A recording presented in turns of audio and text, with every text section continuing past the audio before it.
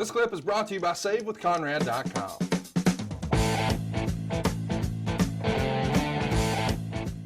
We got Paul London beating Chavo Guerrero in 10 minutes and 41 seconds to retain the cruiserweight title. The finish came when London blocked a top rope move by Guerrero and then connected with a 450 splash. Wade would say it was an above average match, but at just 10 minutes and not really long enough to be a standout, memorable match. He gave it 2.5 stars. Chavo Guerrero, we spent a lot of time talking about here on the show, but Paul London, man, you want to talk about underrated. This guy was one of my absolute favorites to watch when he was on the Indies and Ring of Honor and the like. And it felt like you guys were going to go with him a few times here, but we don't get a ton of traction, but he does pick up a win here with Chavo and he's retaining the cruiserweight title. What kept Paul from leveling up and being a breakout star like I assumed he was going to be? I think more than anything, Paul was his own worst enemy in that he didn't take it seriously at the time and thought that, it was all kind of a game because he had the talent, he had the personality.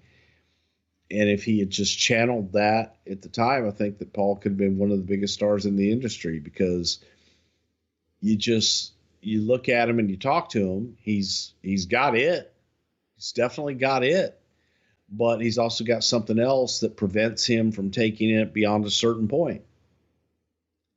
So that one was disappointing because Paul London had all the gifts of being a truly great performer in every aspect of the game. It just wasn't able to pull it all together at the same time and at the right time.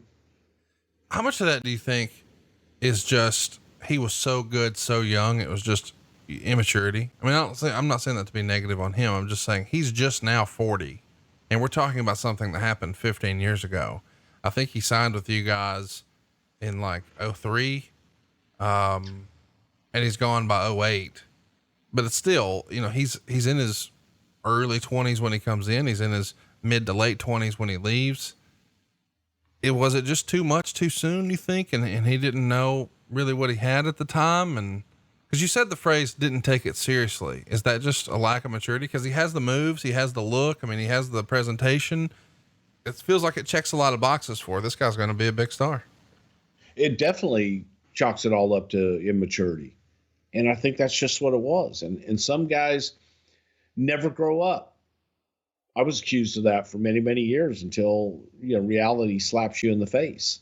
Well, it's worth you don't want to grow up, but sometimes you have to grow up. You got to appreciate too. And again, I don't even really know Paul Leonard. We've traded emails twice, I think, but this is a guy who had a ton of talent at a very young age for something he was very passionate about. And now he's probably making more money than he ever has. And he's on TV and he's got a little bit of fame and celebrity and he enjoys the in-ring wrestling matches and he can do a great job there, but there's more to it than that to be successful in WWE. You've got we talked a little bit about how corny maybe struggled to assimilate to the corporate culture.